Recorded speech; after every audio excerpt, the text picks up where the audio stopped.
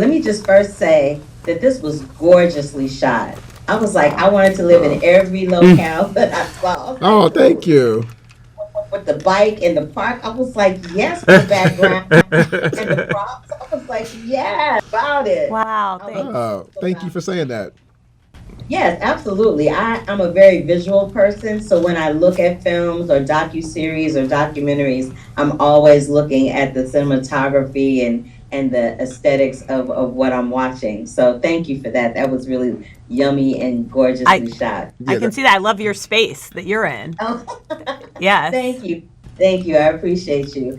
And I also appreciate the fact that you guys had a nice mix of experts in terms of gender and backgrounds and lanes. It was a very well crafted docu-series. So congratulations Thank to you. all no, three of thank you you. on Thank that. you. I really wanted to tell you that before I got into it. Now, I'm going to get into it. When I was on Twitter, I always liked it as one of my favorite platforms because it felt like an online cocktail party where I had an opportunity to secure gigs, if I'm being honest, Yes. and have some lasting relationships with people who are now friends and colleagues. Hmm.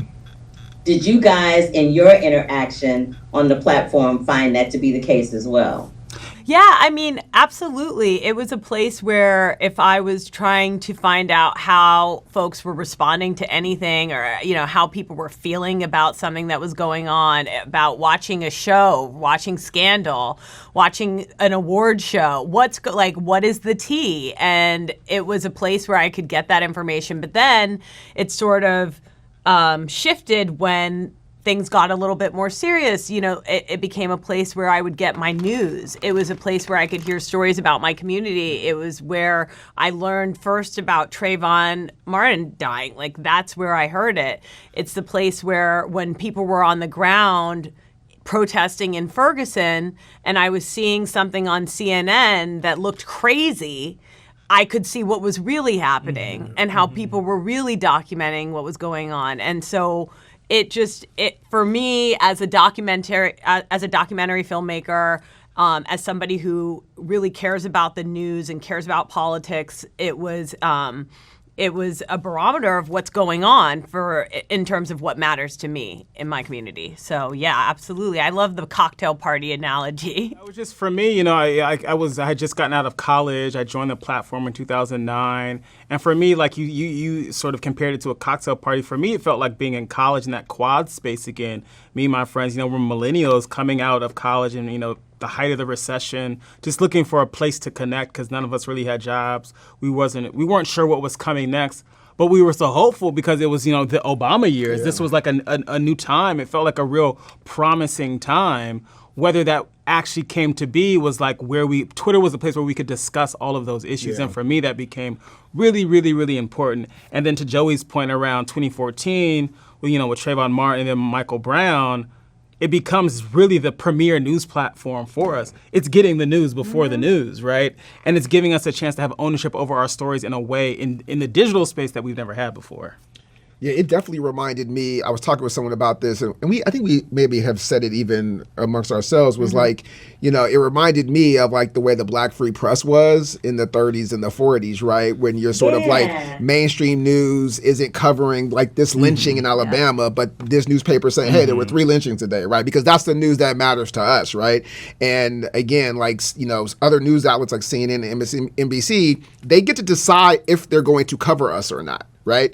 And so you're at the kind of mercy of they decide that story is interesting for most of America, but that's not necessarily all of America. Right. And so what I thought Black Twitter did so well was like take the printing press out of the hand and taking the narrative decisions out of other people's hands who don't look like us, who may not consider what we are dealing with that important, and putting it in the hands of people who go, no, this is actually happening, or you should be up on this. Right. And so to me, that's just what it reminded me of. And so that's just how you see how important it really is. I love that analogy of the free press. You like my analogy? I love it. I'll be stealing it. Thank you and good night. What was you all's favorite Black Twitter hashtag of all time? Oof. Right Your now, Black one always gets me. I always find something new where I'm just like, dang, like we all had that. Like it's a oldie, but it's a classic. It's a goodie. Like it hits. there's always something there that we can laugh about Yeah. and just be like, and what you were saying when you were like, you found out that people were blacker than you. You're like, damn, I thought I was black, but Now I'm not so sure. Yeah, they real black. I have to reevaluate my black. yes, so funny. If I would say like a hashtag that's like, you know, it's like sometimes the comedy, you just are like, just give me the joke. I don't want to think too hard.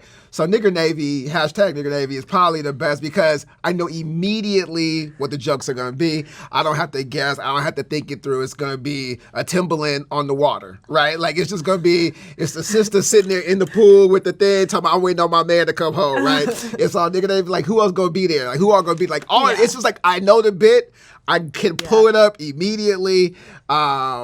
So that one is a great one for me because it's just like, you know, the jokes are coming immediately. So yeah, I would say Nigga Name is probably a great one. I think for me, I don't know if it was not necessarily a hashtag, but Zola, you know, we've talked about a little bit, was so epic, just like being able to like see this thing happen and unfold in real time, and it read like Shakespeare in a way, right? It's so riveting. Like I'm sitting on the edge of my seat, like what's about to happen next. Like only Black Twitter could like do something and, you know, innovate in that way. Yes. It was. It's one of those things too where I was like, I've written for 20 years, I'll never write anything that good. And every tweet is a turn in the story you do not see coming. Like every tweet is like, you think you know where this is going based on this tweet, and you're like, oh no, I had no idea the guy was gonna be throwing up and punching himself in the face. Like I did not see that be the follow-up beat to the story. Yeah. That mess. Yeah, it was so good. It's so good. That is hilarious. And to y'all's point, it ended up becoming a feature film and got nominated for all kinds of awards and stuff. So yeah, absolutely. Zola was one of the highlights for sure. All right, so in closing it out, you know I have to ask y'all this question, and you gotta give me an answer. You gotta give me a good answer. You know you black when when you forget to take the chicken out the freezer before your mama come home. That's good. When you show up late but you're still early. That's a good one. My friend told me this one a couple of days ago. He's like, you know you're black when it's been 5 hours, but your do-rag crease still here. That's good. I heard that one. Oh, wow. I was like, oh wow, you are black when it's been like 5 hours. You be like, trying to still get that out. Gotta go get Botox. That is good. That's good. That's good. Oh, not Botox. Ooh, that baby.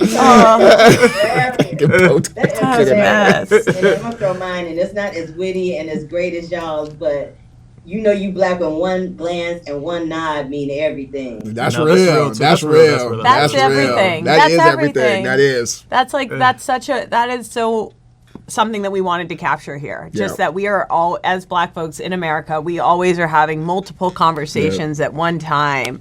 There's so much in the subtext. There's so much in a glance. There's so much in how we see each other.